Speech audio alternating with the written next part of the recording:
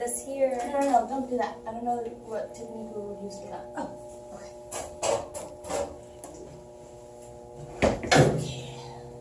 Now come over here. mm-hmm. I'm gonna hold the patient's leg up like this. All right. And I'm gonna shoot. Oh, can I have the shield? No, I need to get this done. Oh, okay. Oh my god. Your name and date of birth. It's a Stormy Lopez. When's your birthday? 12/26/91. Have you, when was your last menstrual cycle? Maybe a couple months ago. Have you had a pregnancy test since then? No, I haven't. Awesome. Okay, so we're gonna be doing your right femur today. Yep. All right. I'm gonna help you get on the bed. Okay. Okay. You can put pressure on there. It's okay. It's probably not broken. You can go ahead and leave your keys in there too.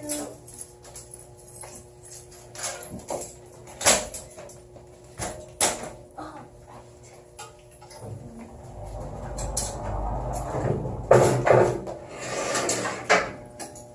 Just move you around a little bit.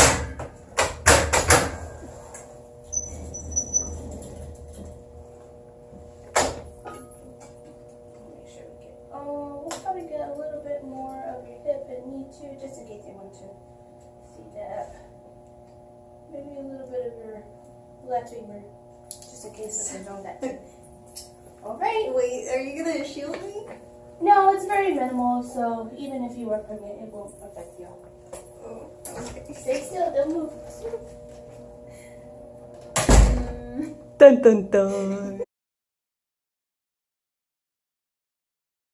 My name is Brandy. I'm gonna be doing your X-rays today. What's your name? My name is Stormy Lopez. Okay, and your date of birth? 12/26/91. Alrighty. So, any chance of pregnancy? No, I don't think so. Okay. Did you have a pregnancy test, or did you want a pregnancy test before we proceed? No, I didn't have one. I don't think I need one. Okay, sounds good then. We'll go ahead and do your X-rays. So it was which femur, just to be sure? It's my right one. Okay, alrighty. Do you need any help? Can you put pressure on that? No, that should be good. Alright, go ahead and lie on your back. And since we are looking at your femur and it's not in the abdomen, we're just going to go ahead and shield you. Okay. Did you have anything else in your pockets? No, that was it. Right. It's a really heavy shoe. I'm sorry about this. Here we go. Just to be extra precaution here. Okay. There we go. I'm going to go ahead and collimate to this area. Only what we need, alright? Okay. Alrighty, ma'am. Just hold still.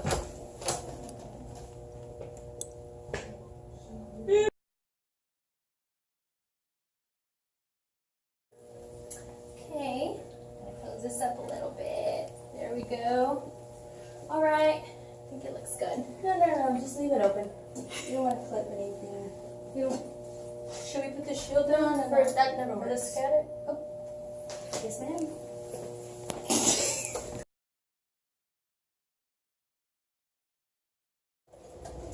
Alright, well, I'm gonna go and shoot your x-ray, ma'am, okay? Just say just like I'm that. almost done. Okay.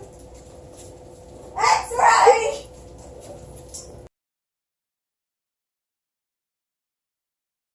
I was right here. You were like 6 feet away, it's fine. Oh, okay.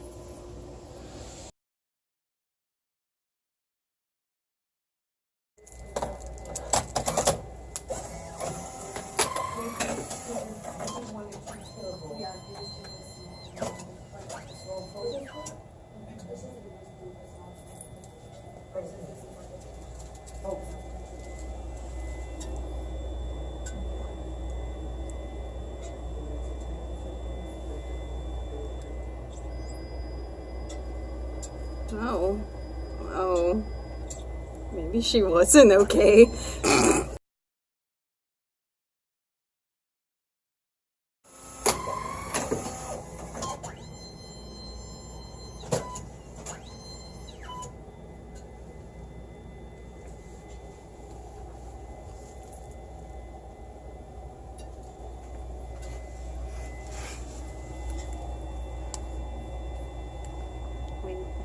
What is that? Oh, great. Now they repeat it too. Oh.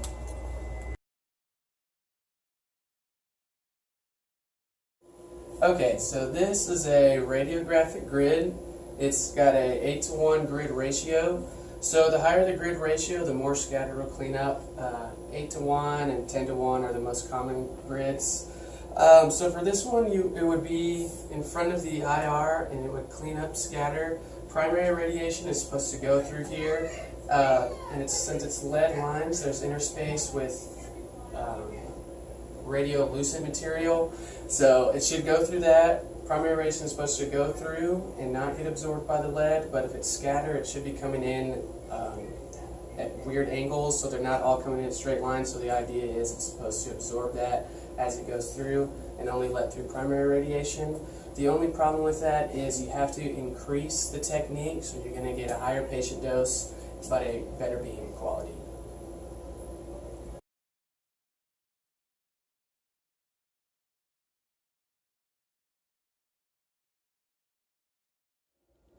Okay, so you might have seen a bad example of collimation like this somewhere, maybe. But this is how we do not want to do things. We want to, we're leaving the field too open. This is opening it up for scatter, and you're going to get a less quality picture, you're going to get less detail, and you're going to get more of a blurry image. So what we want to do is bring it in like this.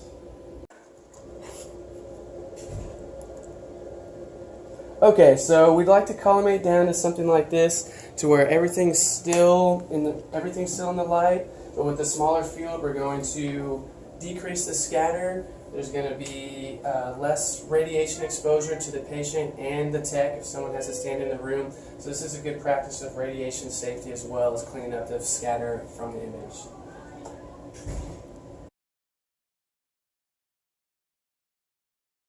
Alright, so this is a caliper. This is what we're going to use to measure the patient thickness. If it's larger than 10 centimeters, then we absolutely need to use a grid to clean up the scatter. So let's check out, see how thick this thigh is. So it's definitely greater than 10, so we're going to need a grid for this exam.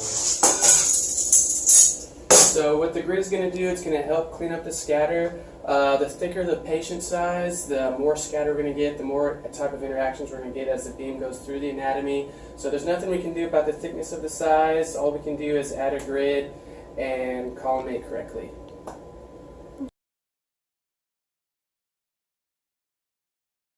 Okay, so here we have an example of a lateral T-spine.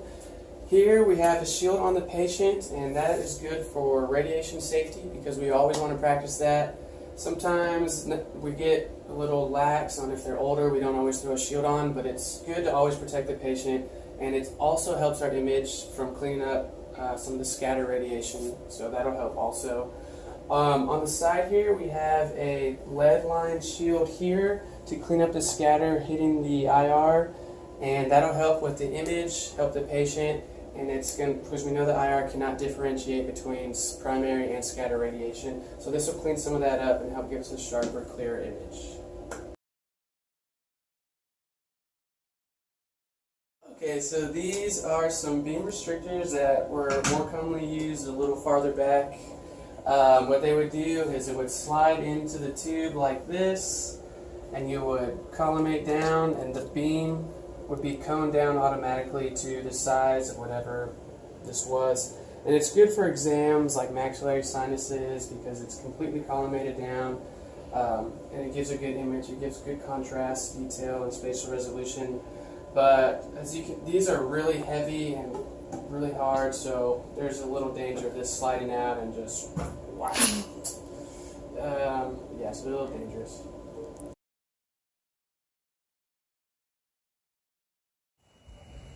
Hi, so today for you visual learners, we're going to be demonstrating photoelectric and Compton scatter.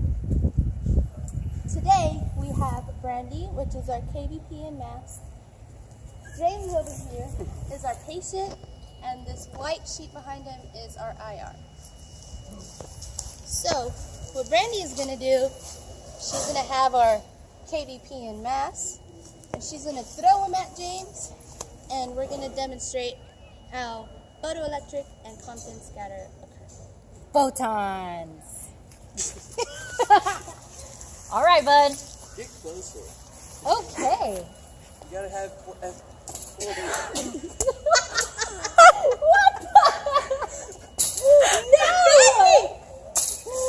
Let me see. Get closer. Let me do it. Let me do it. Let me do it. Terrible. Wait. Okay, look.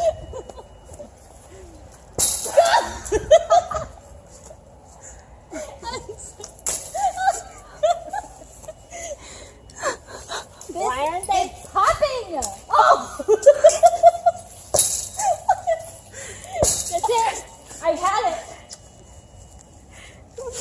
I'm happy on this.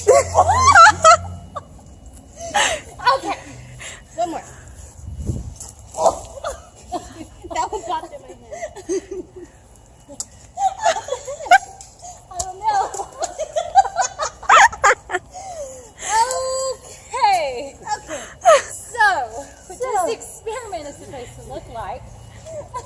Here, everything that's on James is our photoelectric interaction. This is what got absorbed in the picture. Everything you see outside on the IR is what we call Compton scatter.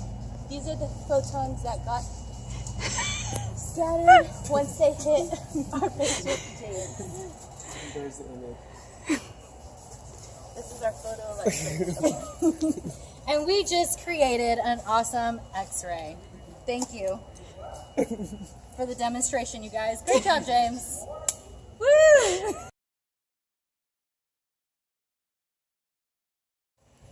So this is an example if KVP were to be increased, Compton increases, and photoelectric decreases. And this is what you would result with.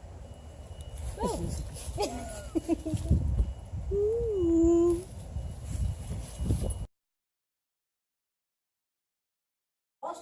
Hold on.